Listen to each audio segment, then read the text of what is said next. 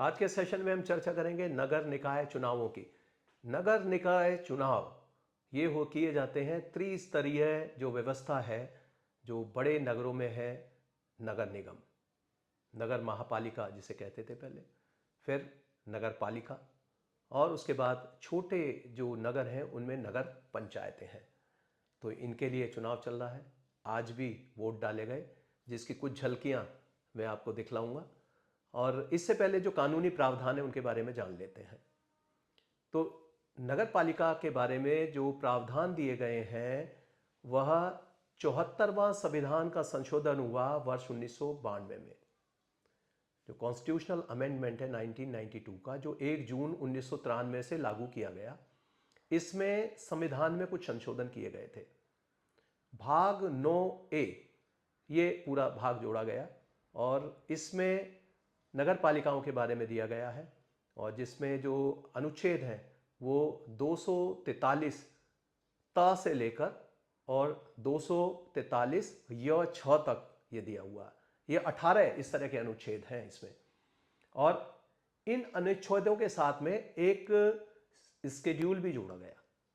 पहले मूल संविधान में केवल 8 अनुसूचियां थीं, लेकिन अब 12 अनुसूचियां हैं।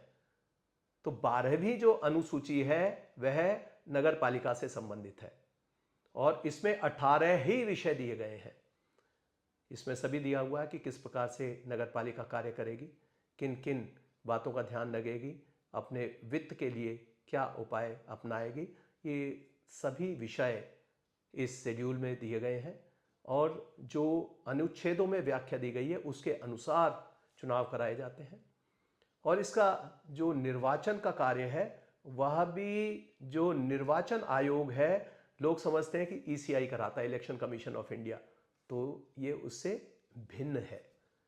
जो इसके लिए निर्वाचन आयोग है वह उत्तर प्रदेश का निर्वाचन आयोग है, जो उत्तर प्रदेश में ये चुनाव कराता है।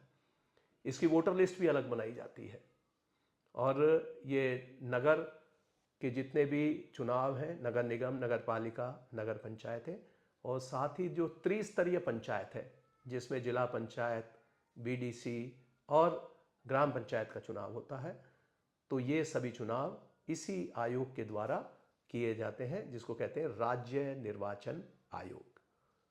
तो इसके लिए कमिश्नर भी अलग होते हैं। और आज जो चुनाव किया गया गाज़ियाबाद से, मैंने यहाँ पर देखा, जिसकी कुछ झलकियाँ आपको दिखाएंगे। जो विद्या भारती पब्लिक स्कूल के जो सेंटर हैं उनके बारे में दिखाई गई है, और बड़ा शांतिपूर्ण मतदान हुआ। काफ़ी भारी संख्या में इसमें बंदोबस्त के लिए कर्मचारी लगाए गए थे।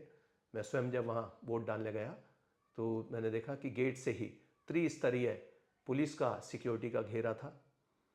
बाहर पोलिंग एजेंट्स बैठे हुए थे, और उससे पहले जो हम पोलिंग सेंटर है उसके बाहर जो अपना कैंडिडेट्स अपना टेंट लगाते हैं, टेबल लगाते हैं, वे शांतिपूर्वक कार्य कर रहे थे, जहाँ से वो पर्चियाँ दे रहे थे, लोगों को गाइड कर रहे थे। उसके बाद अंदर जाने पर देखा कि वहाँ लाइन लगाने के लिए अलग से कर्मचारी थे।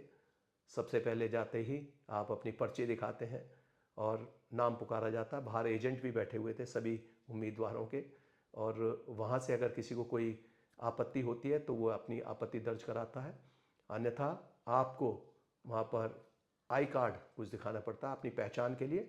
उसके बाद वो हस्ताक्षर कराते हैं, साथ में लिखते हैं कि आपकी पहचान कैसे स्थापित की गई है, और फिर आपको एक पर्ची देते हैं। पर्ची देने के बाद में आपकी उंगली पर निशान लगाया जाता है। इस प्रकार का निशान ये लगाया गया, इंडेलिबल इंक होती है, जो अमिट प्रकार की स्याही होती है।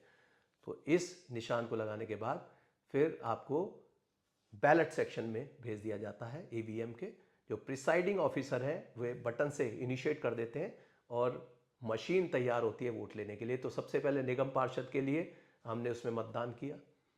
उसके बाद फिर हम गए मतदान करने के लिए, जिसमें महापौर के लिए मतदान होना था, और मतदान करने के पश्चात बाहर आ गए।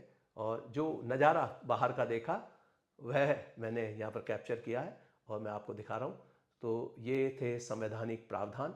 भारत के संविधान के किस भाग में नगर पालिका के चुनाव के बारे में दिया गया है, तो आप बताएंगे। ये 9A 9 काम दिया गया है। और इसमें कितने अनुच्छेद बनाए गए? ये 18 अनुच्छेद हैं। कौन सी अनुसूची है? ये 12वीं अनुसूची है। कौन सा संविधान संशोधन था? ये 74वां संविधान संशोधन 1992 का था। तो इसी तरह के वीडियो के लिए जुड़े रहिए लॉ प्रेम प्रकाश से।